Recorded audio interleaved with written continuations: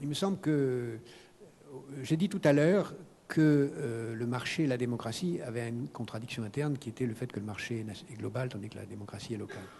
Mais il y a une deuxième contradiction interne, enfin une deuxième conséquence dont j'ai anecdotiquement parlé en disant que le marché comme la démocratie, c'est le droit de changer d'avis, donc c'est le droit, c'est la tyrannie du court terme, je peux changer d'avis tout le temps, donc c'est la tyrannie de, j'ai dit, la déloyauté.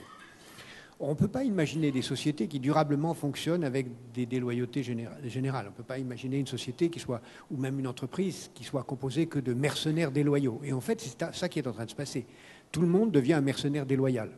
Les seniors se moquent des jeunes parce qu'ils leur laissent les dettes et le financement des retraites. Les jeunes se moquent de ceux qui ont payé leurs études en disant « vous avez payé mes études, mais je ne vous dois rien, je vais vivre ailleurs dans un autre pays ». Donc on devient une collection de mercenaires déloyaux dans chaque collectivité. Et ça, c'est très dangereux.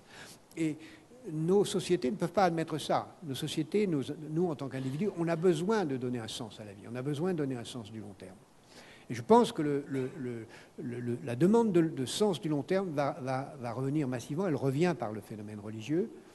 Le grand défi des démocraties d'aujourd'hui, c'est comment concilier la démocratie et la prise en compte du long terme. Ça, c'est le grand défi. Et si nous n'y parvenons pas, alors le scénario catastrophe, mais qu'il faut juste avoir en tête, parce qu'à mon avis, il n'aura pas lieu, mais il faut juste l'avoir comme une caricature, c'est de dire qu'il y a deux idéologies qui, tout naturellement, peuvent prendre en compte le long terme. C'est le religieux, bien sûr, puisque par définition, le long terme, c'est son fonds de commerce, si j'ose dire. Et il y a l'écologie, qui par nature s'intéresse au long terme. Et s'il y a un cauchemar absolu, ce serait l'alliance de l'écologie et du religieux. Ce que je pourrais appeler le double vert. Si ça apparaît, là, ça sera très dangereux.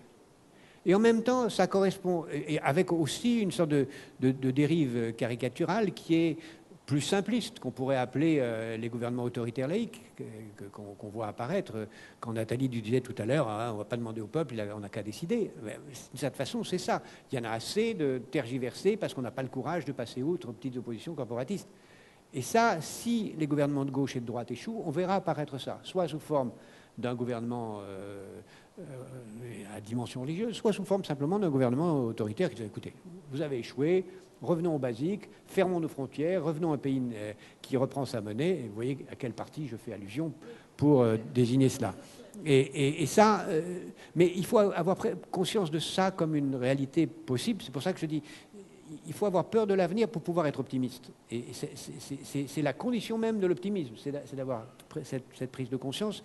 Parce que si vous regardez dans le passé, je termine juste par cette réflexion historique, la social-démocratie commence en fait dans social-démocratie par Roosevelt en 1934-35.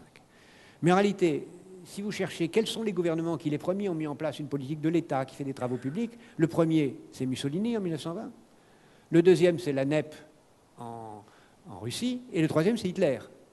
Et Roosevelt n'est que le quatrième. Donc l'accouchement d'une société démocratique prenant en compte les exigences du long terme est passé par 3 dictatures comme préalable. Donc il faut essayer de l'éviter cette fois-ci.